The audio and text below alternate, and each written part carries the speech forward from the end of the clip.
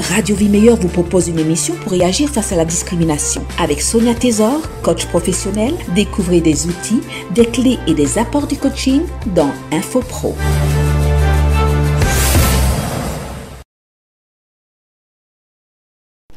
Et on retrouve notre émission Info News sur notre fréquence 93.3, aussi sur notre chaîne YouTube, avec nos professionnels qui nous apportent énormément d'informations.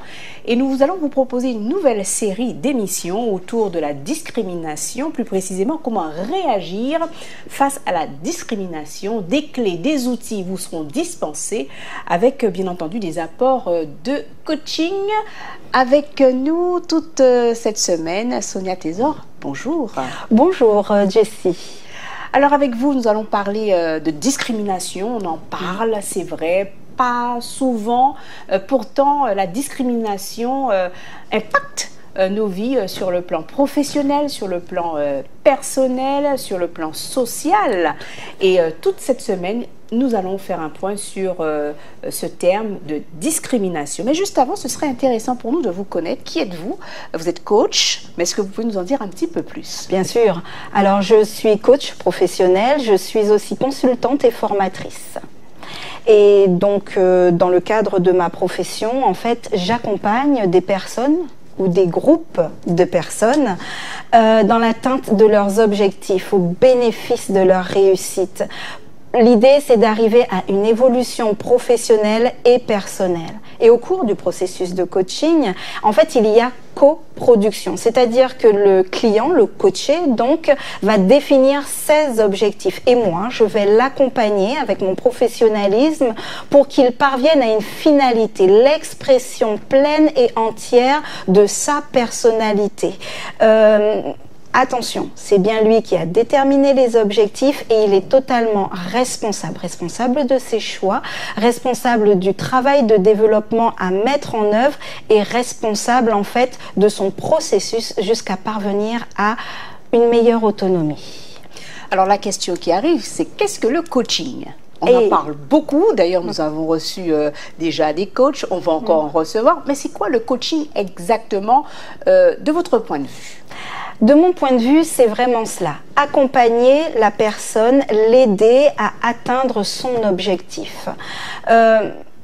L'idée, c'est que du coup, il y a beaucoup de thématiques autour du coaching. Quand les personnes viennent me voir, ça peut être par exemple des thématiques autour de la gestion du stress, autour de l'estime de soi, autour de la gestion des émotions. Mais pas que, ça c'est ce qu'on entend le plus souvent. Alors ça fait un peu bateau aujourd'hui, mais il y a d'autres choses. En fait, l'idée, c'est de prendre conscience de ces freins qui nous empêchent dans notre progression vers les objectifs que l'on s'est fixés. Et puis, surtout, et c'est là où c'est le plus intéressant, c'est que l'on mette en place des stratégies qui sont vraiment très personnelles pour la personne qui est venue nous voir en coaching. Le but, au final, c'est d'arriver à rétablir, selon son souhait, un équilibre de vie. Voilà. Alors, depuis quelque temps, par contre, on parle beaucoup de coaching. Il y a des émissions de coaching, des séances de coaching, pas mal de, on va dire, d'actions autour du coaching. C'est devenu à la mode. Alors, qu'est-ce qui peut expliquer ça? Je pense, honnêtement, que notre société est en pleine évolution. Et surtout qu'il y a ce moment notamment un moment de crise. Par exemple, vous voyez, le confinement a provoqué des moments de réflexion personnelle, de prise de conscience, de remise en question, de changement de l'environnement. Et donc, du coup, des fois, quand on est tout seul face à soi-même, il est très difficile d'apporter une réponse parce que, à force de ressasser, on ne sait pas en fait dans quelle direction aller. C'est comme si on est avec sa voiture au volant, on est au niveau d'un rond-point et on tourne autour du rond-point, on tourne autour du rond-point, on tourne autour du rond-point. Et on ne sait pas si c'est vers Pointe-à-Pitre, Basse-Terre ou ailleurs. Prendre. Et donc c'est quand même plus intéressant d'avoir un professionnel qui nous aide. Alors, ce n'est pas dans tous les cas que le coach, en fait, le professionnel coach est adapté. Je me rends compte, c'est parfois dans des cadres de rendez-vous, d'entretien, que ça peut être un peu plus profond que ça. Et dans ce cas-là, je réoriente vers un psychologue, un psychothérapeute, etc., qui, lui, a des années d'expérience souvent et des années aussi d'études, parce que c'est un vrai métier, pour aller vers la thérapie. Très bien. Donc, c'est important aujourd'hui qu'on puisse penser au coaching dans certains cas, ce que vous avez cité il y a un moment. Alors, c'est vrai que tout au long de cette semaine, l'accent sera particulièrement sur un thème très important et j'allais dire intéressant, la discrimination. Et la question est la suivante. Qu'est-ce que la discrimination, pour qu'on soit quand même d'accord, ok, tous sur la même longueur d'onde, avant d'entrer dans le vif du sujet? Alors, effectivement, il vaut mieux commencer par définir le terme de discrimination. Et comme le disait ma grand-mère, va chercher dans le dictionnaire, ma fille. Oui, parce que c'est quand même plus simple. Absolument. Et au moins, on ne se trompe pas. Alors, du coup, le dictionnaire Larousse nous dit ceci. Discriminer, c'est le fait de distinguer et de traiter différemment, et le plus souvent mal évidemment, quelqu'un ou un groupe par rapport au reste de la collectivité, par rapport à une autre personne. Donc, exemple. Jessie, le sexisme est une discrimination basée sur le sexe. D'accord ? Okay. Mais allons un peu plus loin. On va un peu décortiquer cela. Ça veut dire qu'en fait, on fait une distinction entre un groupe A et un groupe B sur plusieurs critères. Et on décide d'appliquer un traitement différent, généralement défavorable, généralement préjudiciable à cette personne par rapport au reste d'une collectivité. On va aller encore un peu plus loin dans cette définition de la discrimination, parce qu'on va toucher maintenant la définition du point de vue du droit. Le droit nous dit qu'une discrimination est un traitement défavorable qui doit généralement cumuler deux conditions. Premièrement, avoir un critère établi, reconnu par le droit. Exemple, le sexe, l'âge. Il peut y en avoir plein d'autres, le handicap, le lieu géographique, l'ethnie, etc., etc. Et la deuxième condition, qui est cumulative, c'est de toucher, viser une situation décrite par la loi. Exemple, l'accès à l'emploi, à un service, à un logement, etc., etc. Voilà. Alors, est-ce que vous pouvez nous donner des exemples, puisqu'on est sur ces exemples, et pour bien comprendre la définition de discrimination, des exemples de discrimination sur le plan européen et sur le plan national? Exact. Donc, il y a une différence entre les deux. Nous sommes, nous, Français, assujettis au droit européen et au droit français. Simplement, il y a une petite différence entre les deux parce que certains critères et certaines situations ne sont pas reconnus exactement au même niveau au niveau des juridiques, entre le niveau européen et le niveau français. Donc, je vous donne quelques exemples. On peut citer par exemple l'âge.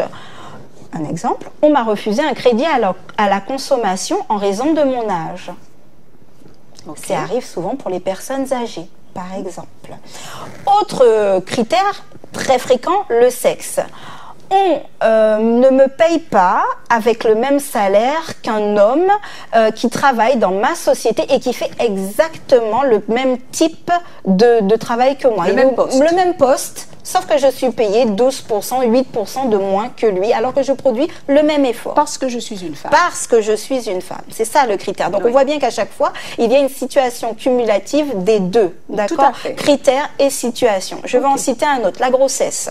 Je n'ai pas retrouvé mon poste. Quand je suis revenue de congé de maternité, c'est une discrimination. Il y a eu des cas de jurisprudence qui ont montré que ce n'est pas légal. Le handicap, ça arrive très souvent. Exemple, un enfant qui est au collège, on m'a refusé de me permettre de venir à une sortie scolaire parce que j'ai un handicap. C'est une discrimination. Je peux intenter une procédure juridique contre l'établissement. Il y en a plein d'autres. Aujourd'hui, on voit bien que la loi aussi a évolué. Il s'agit de définir tout ce qui est le genre et la sexualité. Alors, par exemple, on m'a refusé de louer une salle parce que je suis homosexuelle. La loi, aujourd'hui, définit que c'est illégal. Ça peut aller très loin. Ça peut être parce que je suis syndicaliste, parce que j'ai un courant religieux qui ne plaît pas à la mairie. On me refuse de me louer une salle. Courant philosophique, etc. Et aujourd'hui, parce que je suis noire. Hein? Oui, voilà, selon en mon fait, ethnie. Pour mon ethnie. Alors, il y a eu un cas comme cela, effectivement, vous avez bien raison. Oui, tout à fait. L'un ou l'autre. Tout à fait.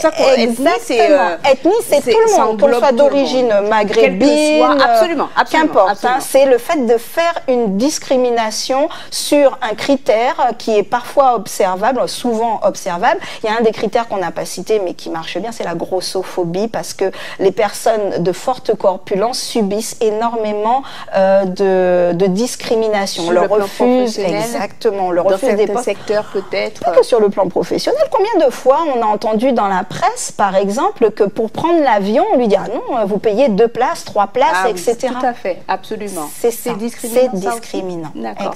Alors, on se rend compte que quelquefois, compte tenu de la définition que nous venons d'avoir, que nous pouvons être finalement celui qui discrimine. Exact.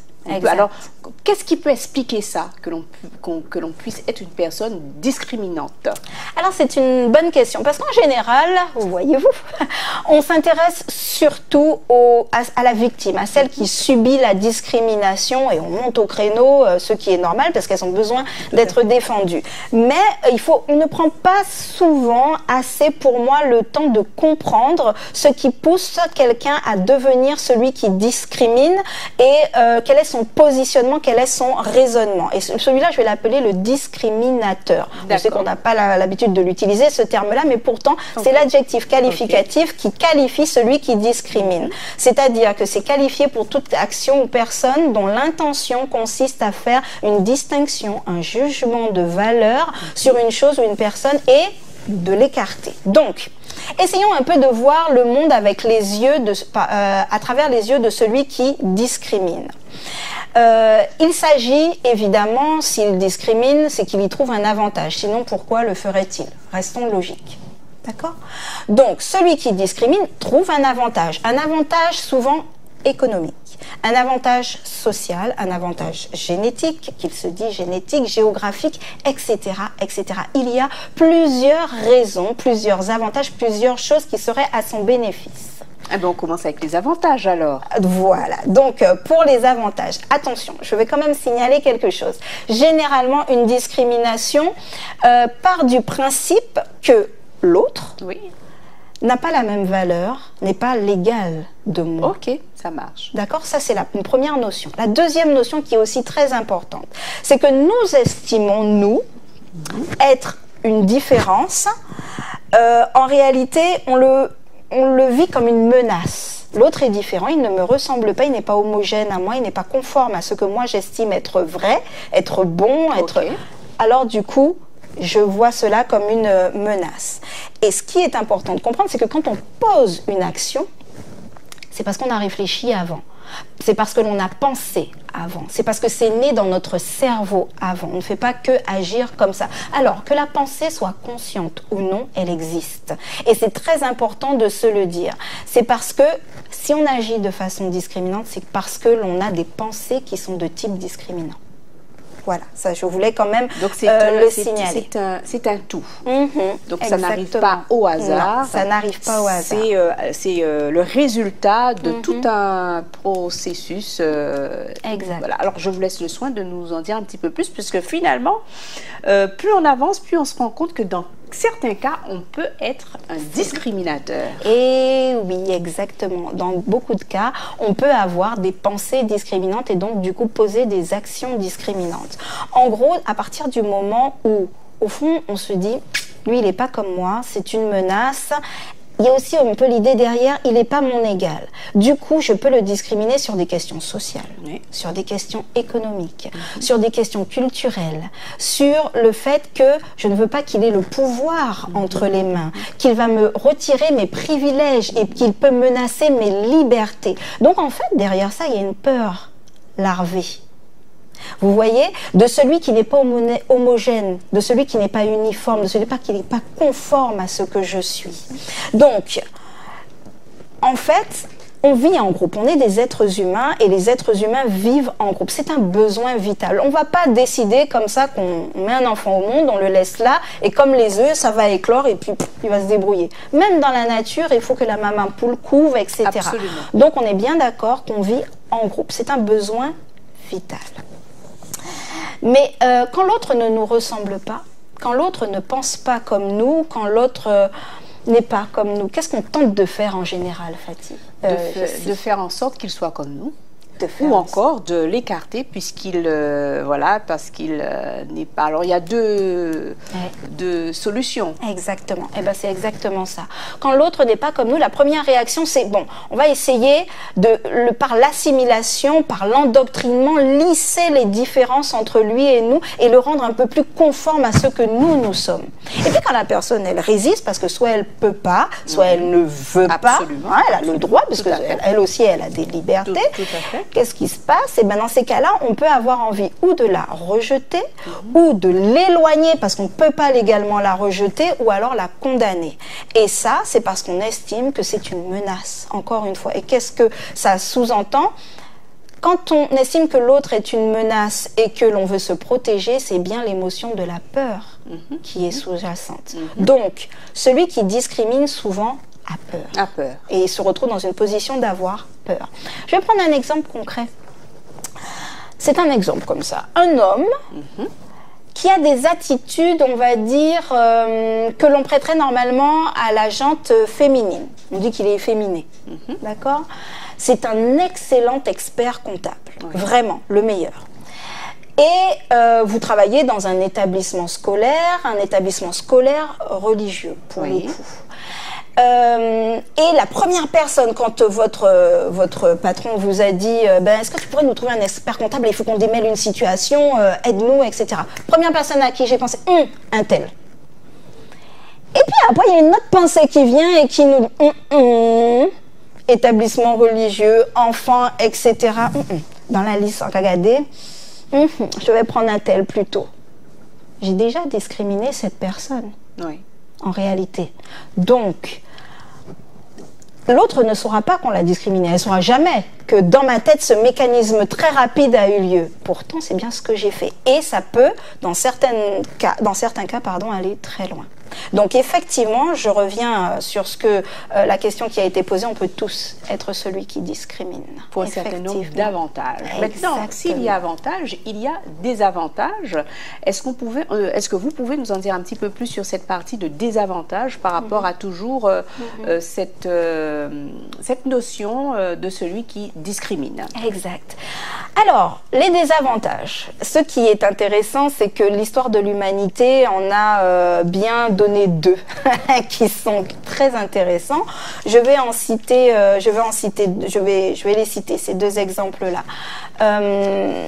L'idée est la suivante. Dans les pays d'Asie et dans les pays d'Inde, donc ces pays d'Asie aussi, on a pratiqué pendant très longtemps la discrimination envers les fillettes. On les tuait à la naissance, soit par avortement, soit quand elles étaient nées, on les noyait ou autre méthode. Pourquoi? Parce que ça coûte plus cher une fille et puis ça a moins de valeur. Tiens, on revient à cette idée de pas d'égalité. D'accord? Et en plus, économiquement, donc on en revient à cet avantage, ça coûte cher. Et comme ça coûte cher, parce que pour marier sa fille, il faut une dot, etc., on préfère qu'elle ne vive pas et avoir plus de garçons dans la famille parce que ça nous enrichit. Sauf que quand on réfléchit sur un certain nombre d'années, que se passe-t-il? La courbe des âges en concernant les femmes, on en a beaucoup moins au niveau de la pyramide des âges et on se retrouve avec des hommes qui se retrouvent sans femmes et qui ne vont pas rester sans femmes. Donc, que se passe-t-il? Les Indiens, notamment, j'avais entendu ça à la télé dans un documentaire, ont pris le parti d'aller voler des femmes au Sri Lanka, au Bangladesh ou dans les pays limitrophes, et ça a créé des conflits économico-politiques, sociopolitiques entre les deux qui étaient très graves. Et donc, je vais simplement lire parce que je trouve ça quand même intéressant et vous verrez jusqu'où ça peut aller juste parce que l'on décide qu'une personne a moins de valeur en raison de son sexe. Je vais prendre un court extrait de www.kern.info. C'est très bien fait ce site, vous pouvez y aller, vraiment ça donne beaucoup d'infos. Un nombre croissant d'hommes seront donc condamnés à se marier plus tard ou menacés d'un célibat forcé, atteignant au total de plusieurs millions, dizaines de millions en Chine et en Inde. Je répète, atteignant un total de plusieurs dizaines de millions en Chine et en Inde. Les études de terrain mettent déjà l'accent sur le désespoir, la marginalisation croissante et les transformations des pratiques sexuelles des hommes forcés de rester célibataires. Ce déséquilibre, disent les scientifiques, disent les sociologues, aura potentiellement des effets sur la violence vis-à-vis des femmes, sur la prostitution, sur le trafic humain, sur l'immigration encore aussi des personnes et même aussi, ils disent, sur la propagation du sida.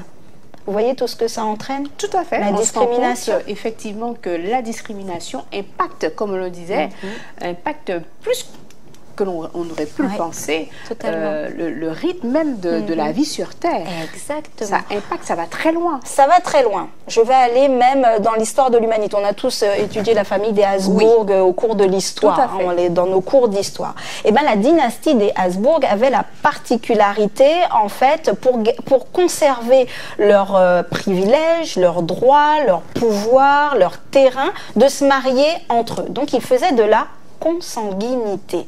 Et en faisant cela, ils ont augmenter les problématiques génétiques liées en fait à ces mariages consanguins. Donc, je peux lire dans un magazine, l'agence France Presse notamment, et d'autres journaux scientifiques, n'hésitez pas à aller faire des recherches par vous-même, ça peut être vraiment intéressant, que le degré d'endogamie a augmenté au fil des générations de la dynastie des Habsbourg. Et entre le fondateur qui était Philippe Ier et Charles II, on était passé de 0,025 à 0,254. Ce qui veut dire qu'au final, par exemple, Charles II a pu commencer à parler à l'âge de 3 ans, qu'il a pu marcher à l'âge de 8 ans et qu'il est mort sans descendance parce qu'il était impuissant. Voilà où peut conduire des comportements de type discriminant. Alors, justement par rapport à cet exemple de la dynastie des familles Habsbourg d'Espagne, quel type de discrimination que l'on peut donc relever ici? Eh bien, la discrimination, en fait, l'idée c'est que comme tout doit rester dans notre famille, de fait, c'est une discrimination génétique. D'accord. Donc, on se marie entre nous. Pour garder la race. Pour garder la race entre nous, la race pure, la race royale, parce que le roi est directement issu de Dieu, on est d'accord, c'est un pouvoir divin qui lui a été donné, donc c'est pour ça, donc on ne va pas pouvoir mélanger. Là, voilà, on reste dans cette dynamique. Exactement, le sang noble, le sang bleu, on ne le mélange pas comme ça. La discrimination, c'est que l'on voit, comme vous dites, l'autre comme une menace. Une discrimination ethnique peut-être? Ça peut être une discrimination sociale. En fait, Habsbourg, non, hein, ça ne pouvait pas être ethnique parce qu'en fait, il y a eu vraiment, au tout début, Philippe s'était marié avec Anne d'Autriche. Donc non, pour le coup, c'est après qu'ils ont décidé de rester entre Espagnols. On est parce que s'ils avaient eu cette idée de le faire comme les autres Habsbourg l'ont fait dans le reste de l'Europe, la dynastie ne se serait pas éteinte. Absolument. Donc vous voyez, chers auditeurs, on l'a compris, la discrimination concerne tout le monde, à n'importe quel moment dans la vie, n'importe quelle situation, on peut se retrouver dans cette situation. Et en résumé, qu'est-ce que l'on peut dire pour aujourd'hui par rapport à tout ce que nous avons pu dire, où l'accent, sans vous couper, était plus pour montrer que nous pouvons être concernés par ce problème et être un discriminateur dans certains domaines. Et en résumé, qu'est-ce que l'on peut, on peut ressortir avec quoi par rapport à tout cela?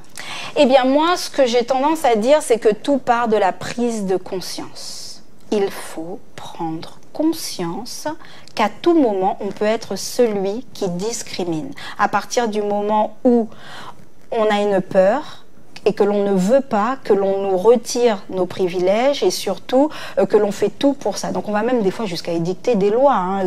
La politique d'esclavagisme, c'était ça. Hein. Ça nous appartient et vous ne pouvez pas aller à l'école pour être instruit, etc., etc.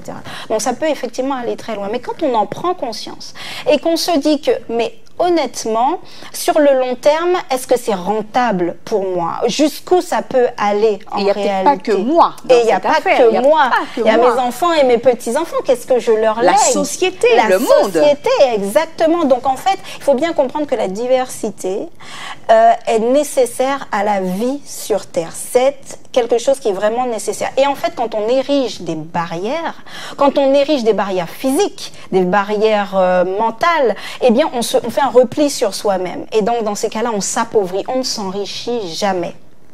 Et que du coup, il est bien plus avantageux de s'ouvrir à l'autre, de voir, en fait, de gérer ses émotions, de comprendre pourquoi on a peur. Et au lieu de subir cette émotion de peur, ce serait plutôt en réalité de la comprendre et l'utiliser à son bénéfice. Absolument. Voilà. En tout cas, toute cette semaine, nous serons avec Sonia Tésor, coach, avec qui nous allons, vous l'avez compris, débattre autour de la discrimination. Aujourd'hui, nous avons mis surtout l'accent sur celui qui discrimine. Demain, on pourra mettre l'accent sur celui qui est discriminé. Exactement. Voilà, et voir comment sortir de cette, on va dire, de ce jeu qui n'est pas vertueux du tout. Non, pas du tout. Donc demain, on va en fait s'attarder un peu plus sur les émotions que ressentent les discriminés et pourquoi. Et je pense qu'il y aura pas mal d'auditeurs qui vont s'en rendre compte. Et il ne faut pas, comment dire, taire cela, parce que au final, ça nous fait plus de mal qu'autre chose. Donc c'est ce que nous allons découvrir et analyser demain ensemble. Voilà, donc rendez-vous donc demain si Dieu le veut pour la suite de ce thème. Si toutefois vous voulez en savoir un petit peu plus sur ce qui a été dit aujourd'hui, éventuellement Sonia, est-ce qu'on peut vous appeler à un numéro de téléphone à disposition pour aller un petit peu plus loin ou expliquer un peu ce que vous venez de dire? Oui, bien sûr. Alors mon numéro de téléphone, c'est le 06 90 64 24 06 90 64 24 58. C'est mon numéro de portable. Eh bien, merci beaucoup à tous et on se retrouve bien entendu pour la suite de cette série d'émissions. Je rappelle le thème que je ne veux surtout pas oublier de le dire convenablement, comment réagir face à la discrimination. Des outils, des clés vous seront dispensés ainsi que des apports du coaching par rapport à tout ce thème très intéressant et d'une grande importance. Merci à tous et à très bientôt dans cet espace Info News. Merci. C'était InfoPro avec Sonia Tésor sur la lutte contre les discriminations. Une émission offerte par Super Climat et la Galaxie du Froid et de la Climatisation.